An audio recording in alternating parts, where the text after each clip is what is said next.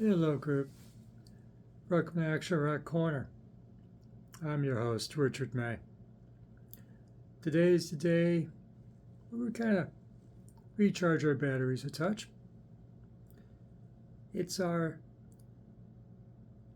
Action Rock Corner YouTube Music Shuffle show, where we take the about just shy of 5,000 songs that we keep in our library likes. Get to keep up to 5,000 songs. You do that, don't you? It's a great feature. And you hit the shuffle button, you got a radio station that you program, basically. So I recharge my batteries, listen to about 40 plus songs. And these 8 songs were the highlights for me. Okay? How about an AC/DC deep cut? A song that Brian Johnson really doesn't dare to sing. From the Bar Age record, What's Next to the Moon. Believe it or not, you can listen yourself. The original, well, not the original, but the classic 70s AC/DC singer, Bon Scott, could, when he wanted to,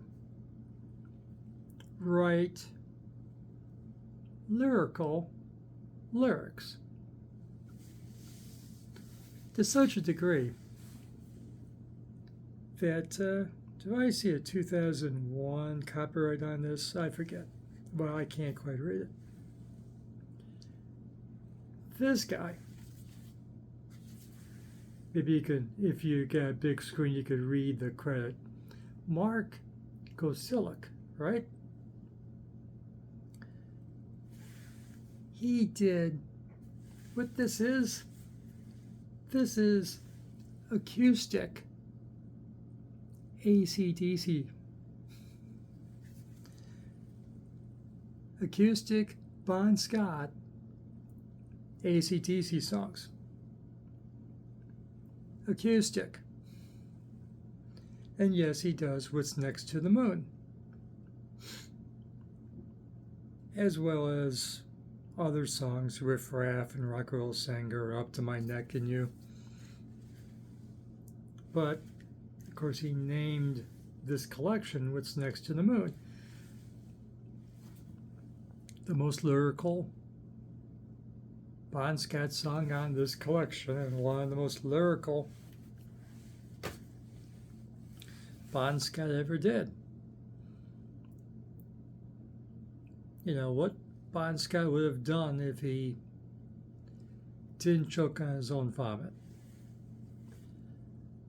Sorry if you haven't eaten yet. I'm just reporting. You know, what Bon Scott may have chose to do later. So that's hearing What's Next to the Moon from Power Age. Is this my favorite AC/DC record? Yeah, I have to say so. At least today. Great record.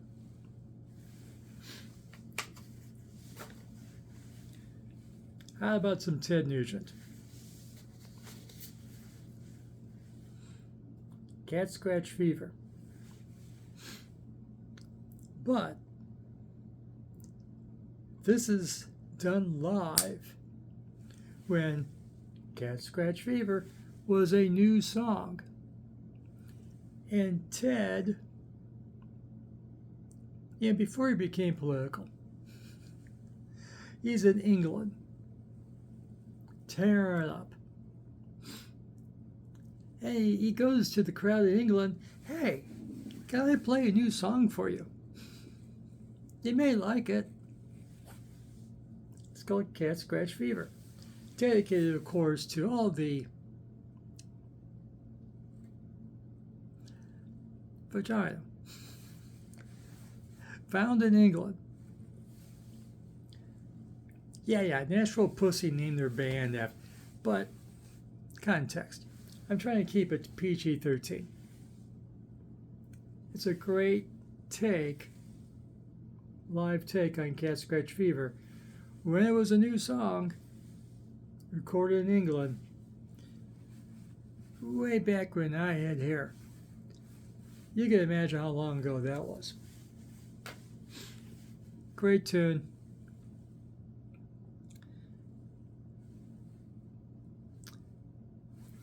I got a 2025 song for you. From this record, I wrote down the title on the back. The Hives Forever. Forever. The Hives. The song that YouTube gave me was Legalize Living. I love the drum beat on that. You haven't really heard drums like that since Adam and Ants, or the Friend or Foe album. Though it's a bit different than that. And of course it's not Bo Diddley beat either. But it's a distinctive drum beat to begin Legalize Living. Absolutely brilliant drum intro to that song. And this is a great record. Check it out if you haven't already. Okay.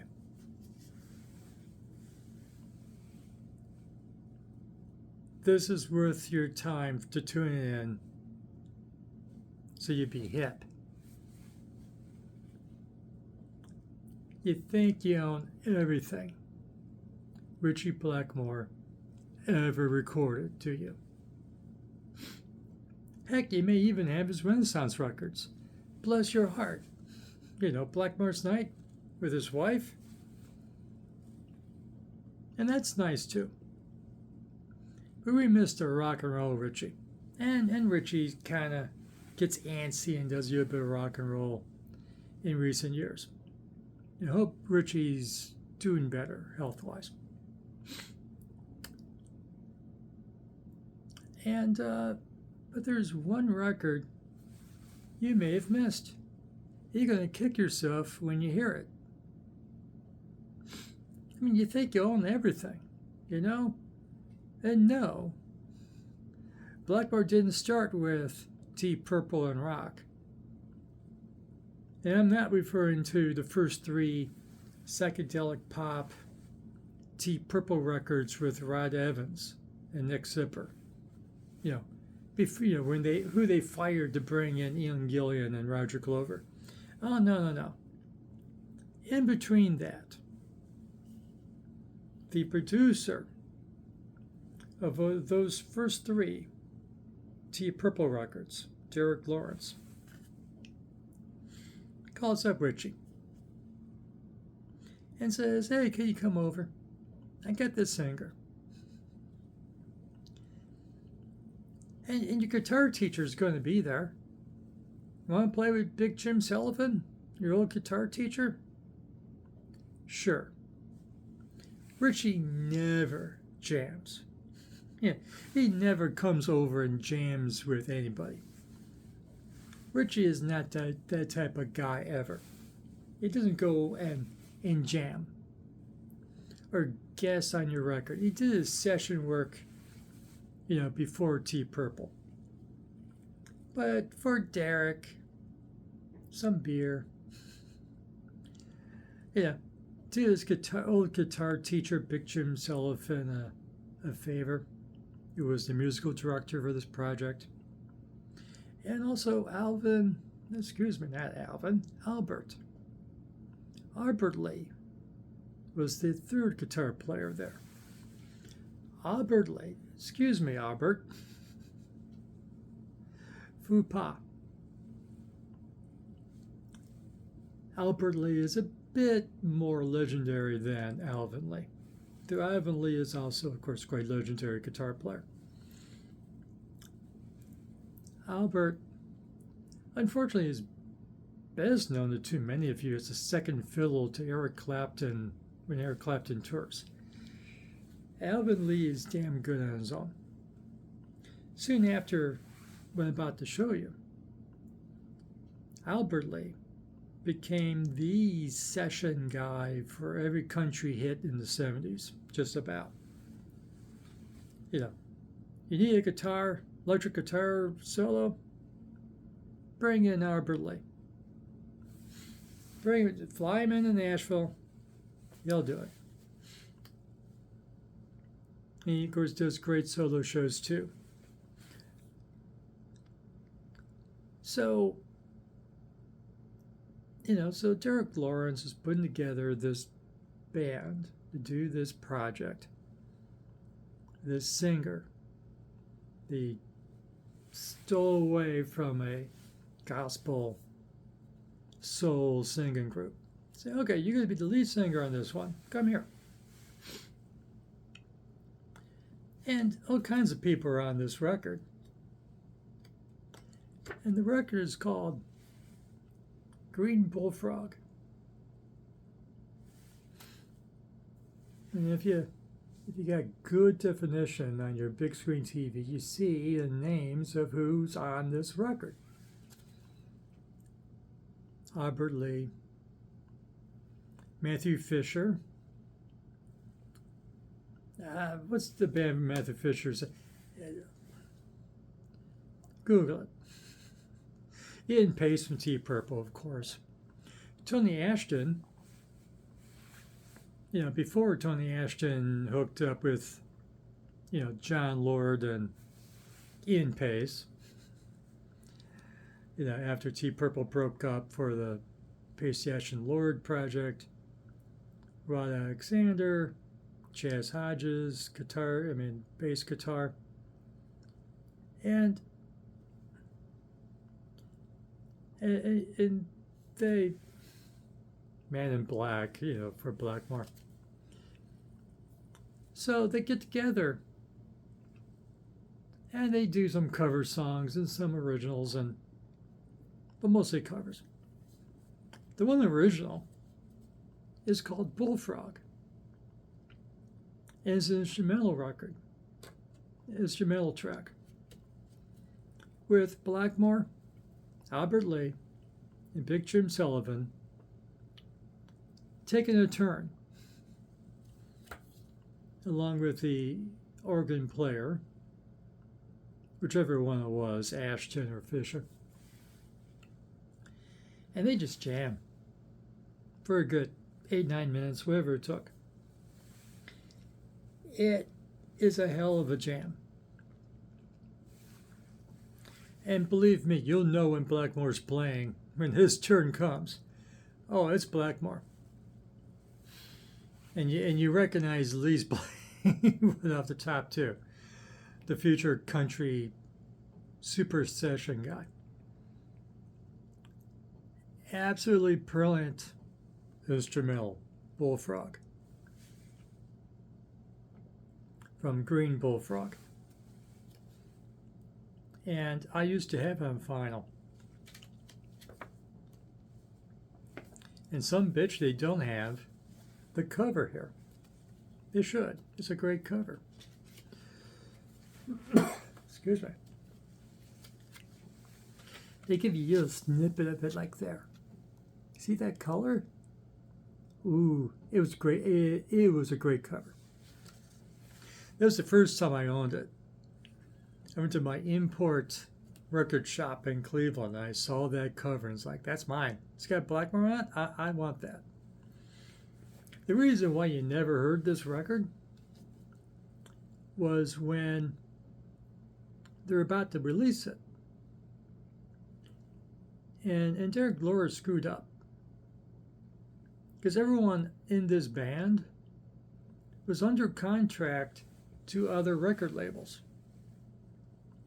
So he couldn't sell the record for who was on the record.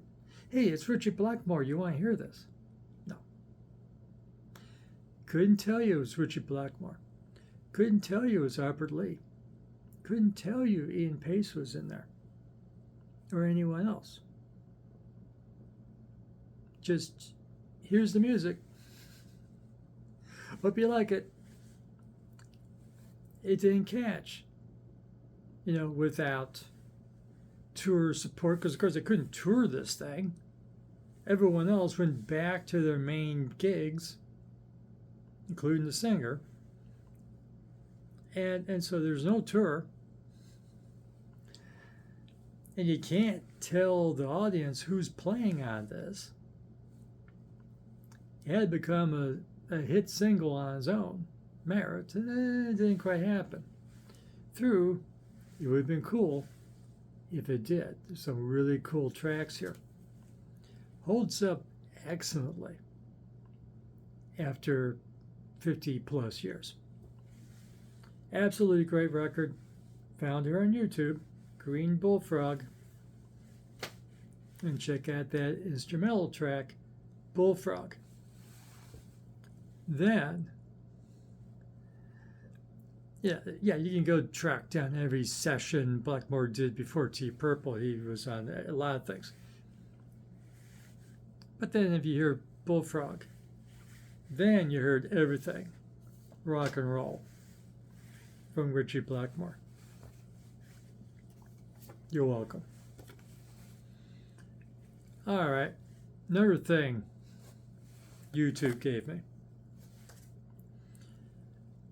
The old punching partner of Blackmore and T Purple, Ian Gillan,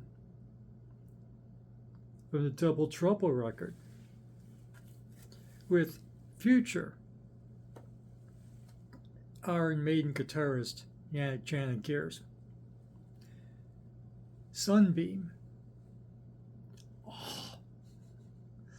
Oh, hear it. The band is Gillan, just his last name. Sunbeam. Look it up. Double Trouble, if you want to find out. Sunbeam. Brilliant riff. One of the few songs that the guitar players wrote. Because basically the secret about Gillan is, the band, the keyboard player wrote all the songs. Basically. Yeah, John McCoy gave it some, the bass player gave it some balls too, and the guitar player would pitch in, whether it was Bernie Torme before or Gears here and the Magic record. Everything was being written basically by Colin Towns, the keyboard player. But the exception to the rule is Sunbeam. Hell of a riff. Hell of a lyric. Hell of a vocal. You gotta hear that. Absolutely brilliant hard rock song. You're welcome. Check it out. I'm going to talk about an old friend of all of ours. Just to remind you how great it is. And it is great. Has Buckcherry been around for 25 years now? Yeah, they have. Had a great record this year, too. But this is from their debut. This is just Buckcherry, right? Yeah. Lit Up. I have a hell of a time listening to anything else by Buckcherry because, of course, I want to hear Lit Up Part 27 or 30 or 35 or do Lit Up again. Rearrange it and give me an entire record of Lit Up. But you being on cocaine and the people jumping up and down and going nuts. That song, brilliant. And the record this year, You know, the album this year is pretty damn good too. But it's not lit up. I did clean up my ears and listen to the new record. I reviewed it way back when, a couple of months ago. Great record. The one song was like my song of the summer. The more polite song of the summer. And come on, wasn't it? That's what it was called, right?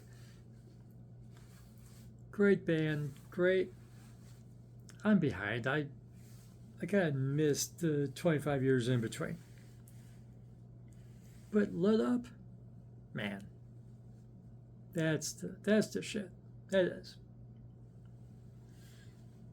Here's another song. That's the shit. I reviewed their concert a couple weeks ago. Acid Mother's Temple.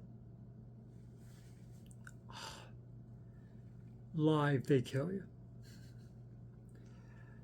Why isn't there more people coming out and listening to these guys live? This is brilliant stuff.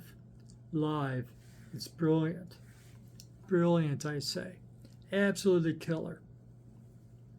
Just jamming. Yeah. If there's any vocals in Japanese, I don't know what the guy's talking about. Don't care. But that keyboard player, whatever that is, the electronics guy, and the guitar player, the old guys always there, man, they jam. And whoever else they bring. Whoever the younger guys in, they bring along with them. What I heard is the classic, I guess, because they play all the time. So I guess everyone's agreed this is like their Freebird or whatever. They have to play it every show. Pink Lady Lemonade, which is the name of this record, basically. Yeah. Pink Lady Lemonade, You're from Outer Space. I mean, you hear the music, yeah. A bit of space rock. Yeah.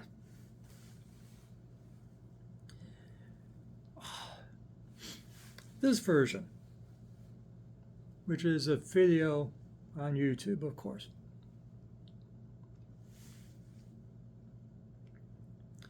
They started because they got to change up. Because, they're artists, they don't do the same thing all the time. God forbid.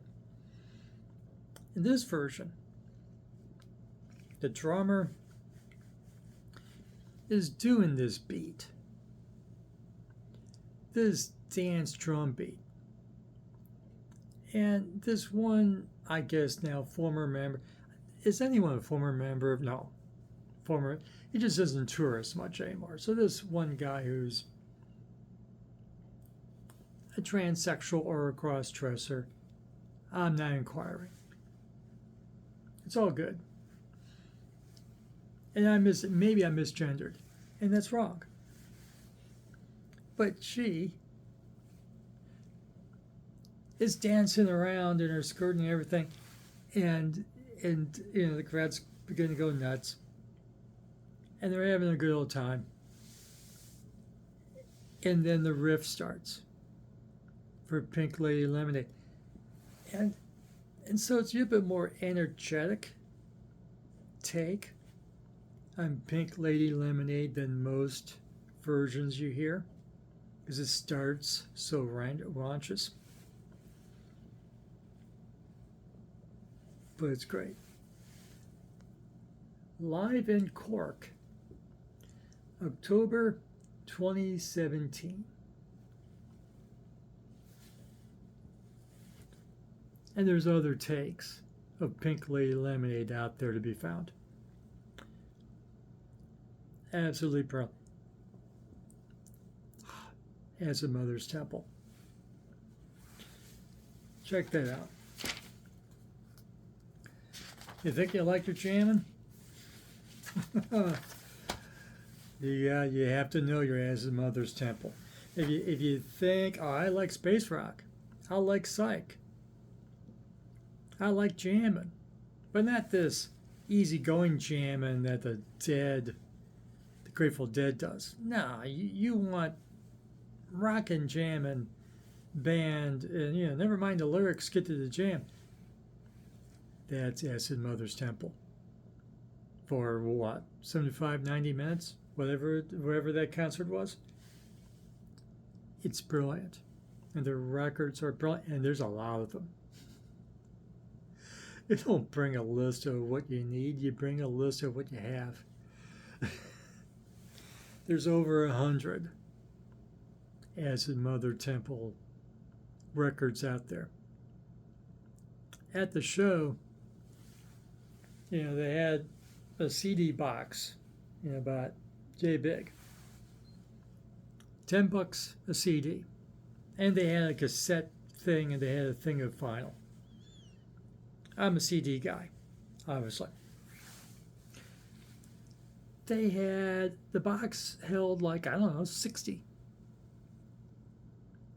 But no duplicates. No duplicates at all.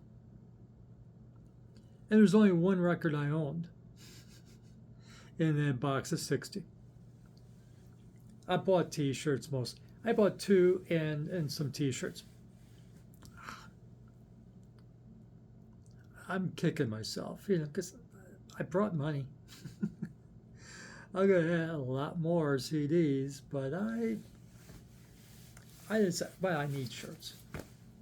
But anyways, last song for this session.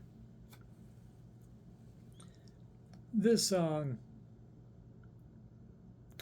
you're looking at America and going, America's nuts. You're right. And 2 generations ago, the Plasmatics, Randy O. Williams. Oh, that's right here. And their classic, iconic record, Kuata. On the original final, this song I'm talking about wasn't on that. It's a bonus track.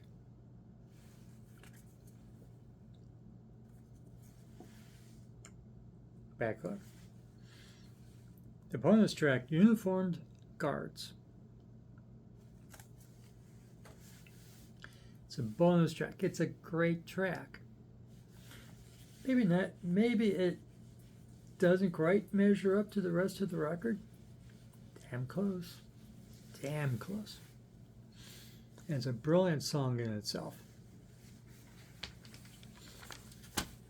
Uniformed Guards. Take your neighbors away in the night. Turn off your light. Keep yourself out of sight. The 6 o'clock news tells you everything is all right. Don't upset the status quo. You're hearing about how America has ICE. Coming after every brown and black immigrant, rounding them up and taking them away. In broad daylight, usually. I'm sure there was a case of it in the middle of the night just doing a takeover apartment building in Chicago. You may hear of that. This is nuts. As you may notice, I'm an old man. I mean, it's quaint back in 1980, whatever the record came out of Kuata. Listen to a song about, excuse me, I did it wrong. Listen to a song about uniform cards. It's like, oh, that's Europe or Asia or Africa or South America. That's not America. We don't do stuff like that. Now we do. And we got a news network excusing it away, taking your neighbors away in the night. Don't worry, Fox News says it's all right. Don't upset the status quo.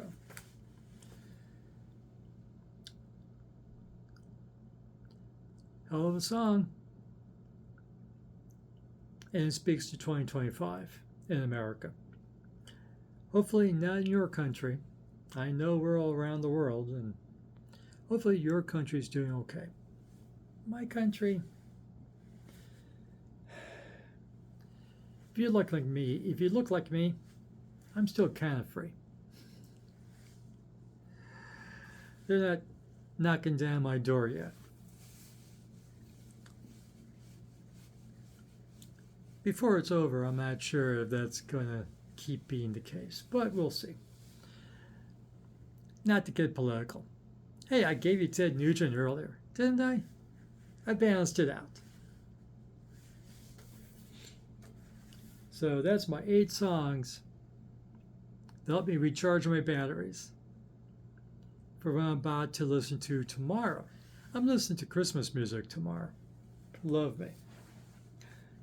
It's nice Christmas music. Hopefully the record holds up.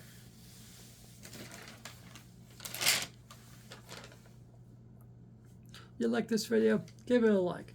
Subscribe to Action Rock Corner. Ring the notification bell. And check out some of these songs if you don't know them. Okay? You don't know some of these songs? Go look them up. They're great stuff. And tell us, don't bogart. Share. If you shuffle your YouTube music likes, what comes up? Share. Unless it is share. You can keep that. No, so there's some share that's nice. Thoroughly garage rock with Sonny. Did I confuse anyone? If it was in writing, they're threatening to dub me to do. I probably lost the machine. The AI didn't have any idea what the hell I was talking about. Share, right, S-H-A-R-E. Share, S-C-H-E-R? What? No, you said share. Never mind.